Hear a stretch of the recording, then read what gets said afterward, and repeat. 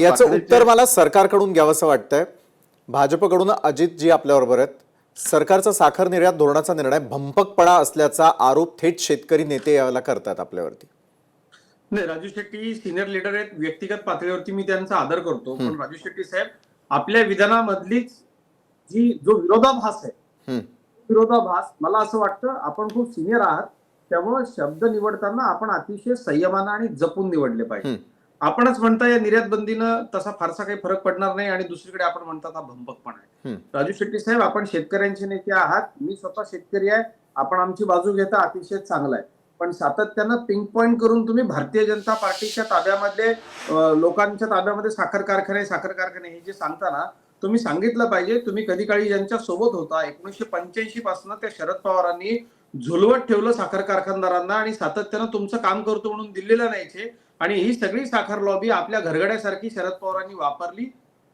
सहकार मंत्रालयाची स्थापना झाल्या माझे नेते आदरणीय अमितभाई शहा यांनी थोडे थाडके नाही 9,500 कोटी रुपयांच्या इन्कम टॅक्सची माफी महाराष्ट्राच्या साखर उद्योगाची केली आणि आजारी साखर उद्योग कायमस्वरूपी ठणठणीत बरा केला. कसं आहे, माणूस सिनियर असला तर त्यांना अधिक जबाबदारीनं बोलायचं असतं. राजू शेट्टी साहेब, आपल्या बोलण्यामधला जो विरोधाभास आहे, कसं होतं की सातत्यानं एक प्रकारचा असंतोष, अनरेस्ट, सतत आंदोलन, आमचं झालंच नाही, हे रडगाणं का गायचं?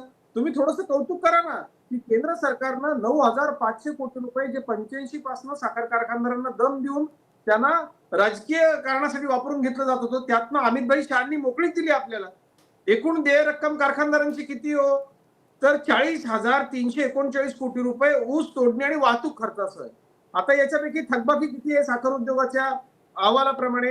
तर 1,303 कोटी रुपये. अहो, ज्यांनी 40,000 कोटी रुपये 40,339 कोटी रुपये ज्या कारखानदारांनी व्यवस्थित गाळप करून दिले ते देतीलच ना. दुसरा विषय साखरेच्या निर्यातीबद्दल आपण बोलूया. मला एक गोष्ट आपल्याला सांगायची आहे की ज्या पद्धतीनं, आणि विशालजी माझी एक नम्र विनंती आहे, माध्यमांनी सुद्धा अभ्यासून प्रकटावे अशा पद्धतीने रिपोर्ट तयार केले पाहिजे आणि आपण या सगळ्या विषयामध्ये सातत्यानं एक नकारात्मक रडगाणं लावून जर ठेवलं तर ग्राहकांच्या हिताचं संरक्षण करणं देखील केंद्र सरकारचं काम आहे की नाही? बरोबर आहे. मात्र जी आकडेवारी आमच्यापर्यंत उपलब्ध झाली तीच आकडेवारी मांडण्याचा आपण प्रयत्न केलेला आहे. मुद्दे पूर्ण होऊ देत प्लीज. विषयाची महत्वाचा विषय बोला ना. महाराष्ट्रामधल्या शेतकऱ्यांसाठी, ग्राहकांसाठी फार महत्वाचा विषय. निर्यात बंदी करणं अतिशय गरजेचं होतं. त्याचं कारण असं आहे की 15,000,000 साखरेचा तुटवडा अधिक आहे आणि 2 महिने मधल्या काळामध्ये गॅप राहणार आहे. सप्टेंबर, ऑक्टोबर आणि नोव्हेंबर या 3 महिन्यामध्ये जर देशाला साखर कमी पडली तर त्याचं कोण उत्तरदायी? आपल्याकडे जी साखर आहे, अजित पवार साहेब हसू नका, ही वस्तुस्थिती आहे. त्याला साखर गरजेची असते, त्याच्या कॅलरीज भरून काढण्याकरता सामान्य माणूस किमान गोड चहा तरी पितो. त्याचं तोंड कडू करण्याचा अधिकार काय आहे तुम्हाला मला सांगा? शासनाला व्यवस्थित पुरवठा याची सुद्धा जबाबदारी घ्यावी लागते आणि यामुळं कुठेही साखर कारखान्यांची यंत्रणा डिस्टर्ब होणार नाहीये. हंगाम नोव्हेंबर मध्ये सुरू होणार आहे, तो अगदी व्यवस्थित सुरू होईल.